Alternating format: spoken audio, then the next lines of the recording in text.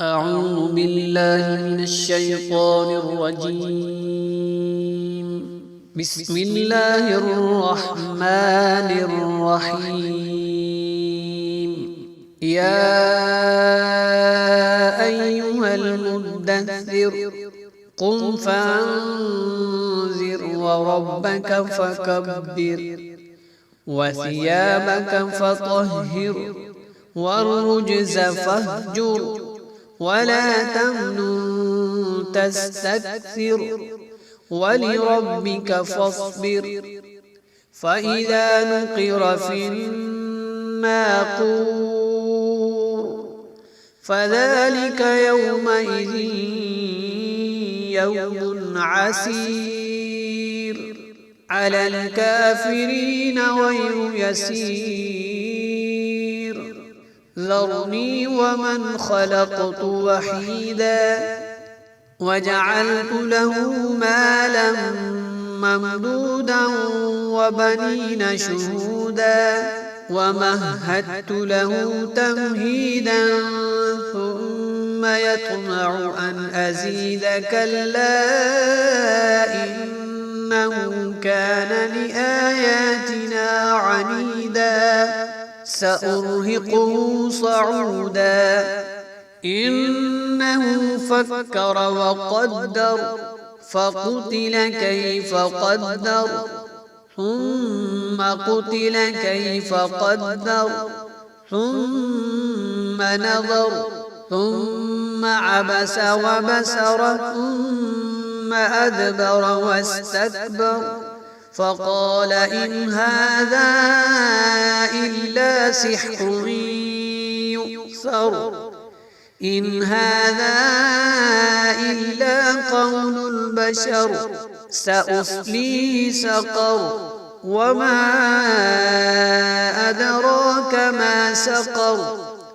لا تبقي ولا تذر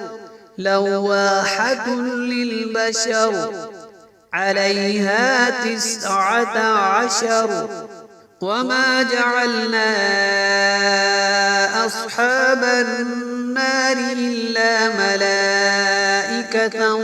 وما جعلنا عدتهم إلا فتنة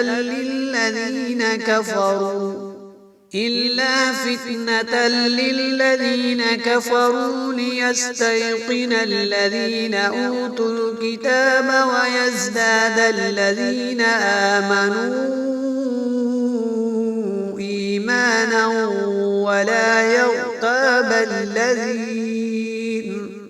ولا يرتاب الذين أوتوا الكتاب والمؤمنون وليقول الذين في قلوبهم مرض والكافرون ماذا أراد الله بهذا مثلا كذلك يضل الله من يشاء ويهدي من يشاء وما يعلم جنود ربك إلا هو وما هي إلا ذكرى للبشر كلا والقمر والليل إذ أدبر والصبح إذا أسفر إنها لإحدى الكبر نذيرا للبشر لمن شاء منكم أن يتقدم أو يتأخر كل نفس بما كسبت رهينة إلا أصحاب اليمين في جنات يتساءلون